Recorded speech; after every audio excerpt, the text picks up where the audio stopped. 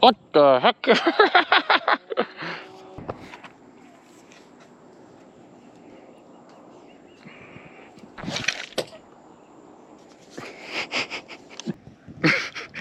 You'll forget to cast a daggone caster. Yeah, Lee, and I think I lost half of my pole. Yeah, I definitely lost some of my pole. Look at this.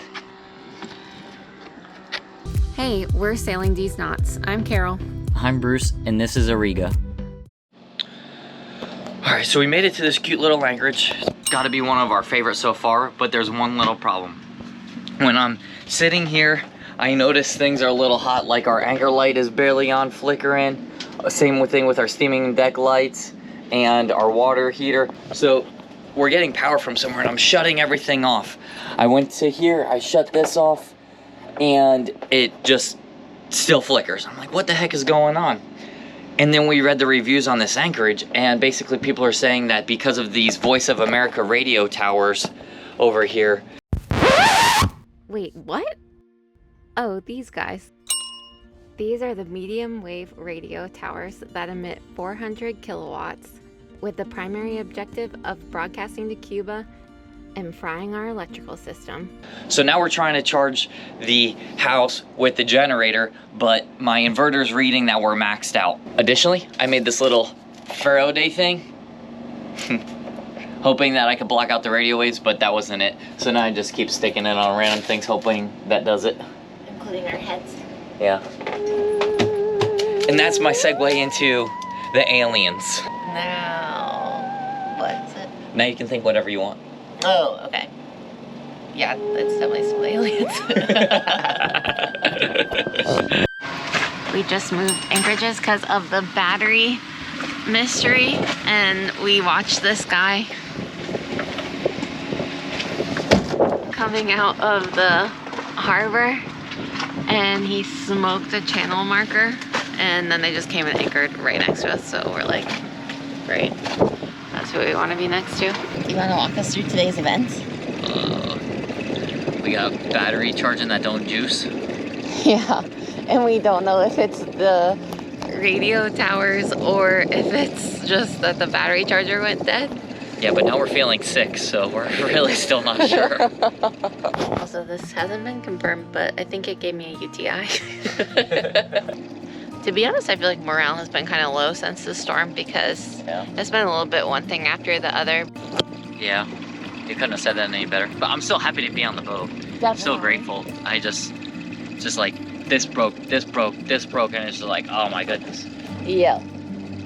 And then the wind's coming, so that's a little bit of a bummer. But I think we were saying the other day that even though sometimes it's annoying to have a long dinghy ride into shore, it's well, it's still a nice, I mean, if the weather's nice, I guess, but it's still not really a bad problem to have, that you get a nice little boat ride. And the weather's been pretty nice here besides the wind. So we're gonna make our way to our third anchorage. Hopefully in 3 days we're going back into the harbor. We talked to this guy yesterday, shout out Gene, who said he was leaving this morning. We're gonna try to take a spot. It's right near the dinghy dock, so fingers crossed this works out. It's a pretty tight anchorage. We've never anchored this close to other boats, so we're gonna put out 2 anchors. So there's a little saying, and I don't know if it's true or not, but I think it does hold some value, and that's when anchorages get hairy, skilled sailors leave that anchorage. So we may not be the risk, but there's probably, I would say, 5 boats in here at least that will be. And that just could be their line, their anchor's not set, they're tied up to a mooring ball that hasn't been checked in a while. It was hard to leave the anchorage inside the harbor that was a short ride from the dinghy dock, but we were a couple of sailors who were now afraid of wind after the last storm we were in, so we decided to move back to Sister Creek. Because, again, in 3 days, so it's going to be violent again. It's supposed to be 35 mile an hour sustained winds. Gusting in the 40s. Yeah, and it's supposed to be like that all week. So what we're going to do is, and our battery's on its way out. We don't know if it was fried because of the towers or the battery charger is messed up. So we have a new one coming, and it's going to show up here in the middle of the windstorm, but we're also not going to plug it in yet. We're just going to be living like homeless people for the next couple days because the radio towers made all of the electronics weird, and it could have burned out our battery charger, because we don't know. I mean, this is some high frequency stuff. So if you have Navionics, check it out. Sister Creek and Marathon. Everybody reports their electronics acting weird. So we're trying to avoid that. This is something else, everybody. For you heavy electronic people out there and you real sailors, we have a lithium battery. And like I was saying, our shit's dead. Or almost. It's on its way out. And we can't really charge it up. So we got this battery charger, but it's for a car and it's not lithium rated. So I'm just gonna have to stand there and watch it, make sure things don't get too hot, just so we can keep our fridge at least a little bit warmed up, or our anchor light, I guess. We gotta put lube in our furling drum, because when the guy came to fix it, we didn't have proper lube, so this is proper lube, I guess. McLube. McLube's the only lube. Okay. The furling system is generally at the bow of the boat. It's designed to make life easier by deploying or being able to adjust your head sail.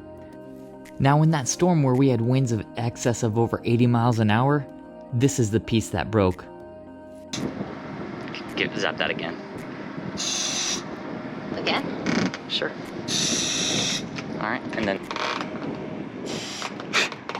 Maybe that wasn't it. Like I said, we're still learning. That's a Get it screw that again. we're trying to squirt the lube in. So, if you need any screws lube, let us know. That's okay to be on your skin. No, I think those are the only two spots. Oh, that slides nice. That's nice. That feels good too. That's grease stuff. That has greased me down. That's McLube. Oh yeah. Other than fixing the furling drum, it was time to fix the hatch that blew open at the hinges. I finally had a chance to look at it and see what was going on. So from that little storm, we thought we broke this hatch completely, but I finally had a wild hair, and now I'm like, let me go fuck with this thing. So I started messing with it, and the only thing that's broken, really, is our little, what do you call? Hinge? Our hip. We've been unhinged. We've known that for a while, though.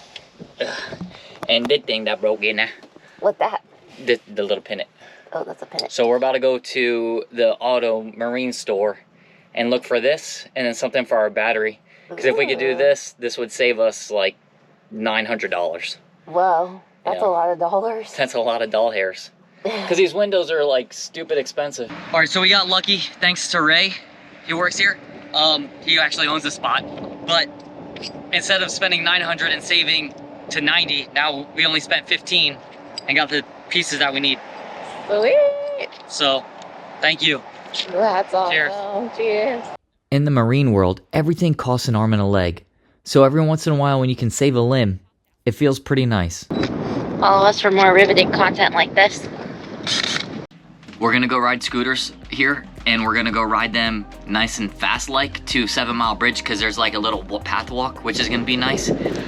Let's walk, and by let's walk I mean let's ride. No, let's ride. By let's ride I mean let's walk, and by let's walk let's roll. Damn.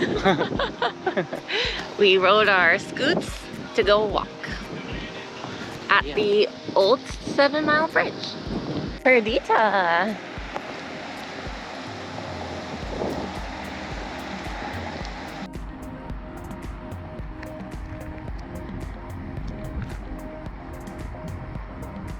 Old 7 Mile Bridge became a new walkway. It takes you to Pigeon Key. Pigeon Key happens to be where, in the early 1900s, where Henry Flagler's workers used to live. And there's an abundance of wildlife.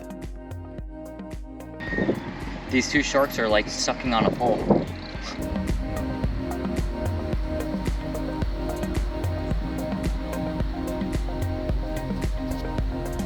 We just walked to the old 7 Mile Bridge. It was a mile down, no, 2 miles down in fact. And at the end there was like Pigeon Key, which was a historic park that we didn't feel like paying $13 to go into, but it looked cool. Now we scoot. Now we scoot.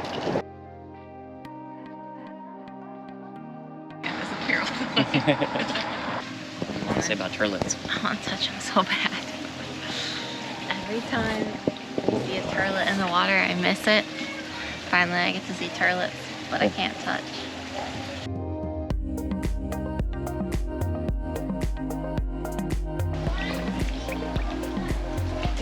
Just trying to smack that ass. Just as it turns out, we're storm chasers. There's another storm actually developing on top of us. Yeah, we're storm chasers, and I don't really like being a storm chaser anymore. Yeah, leave that to the good old boys. Yeah. Leave us out of it. We just want to cruise. Small craft advisory in effect. Gale watch remains in effect. Well, I don't know why, but neither me or Simo have cell phone service, so we can't look at the wind or anything. So we're on the weather station. Near 30 knots. Seas 9 to 12 feet. Widespread showers with isolated thunderstorms. For tonight, northeast to east winds 25 to 35 knots. Seas 10 to 14 feet. Widespread showers and isolated thunderstorms. For Friday, northeast to east winds 25. Well, you heard it here first. Windy and heavy seas. Well, I guess I'm the second to say it. Robot Guy was the first. And Simo will be the third. Windy and heavy seas. Weak knees and heavy Z's.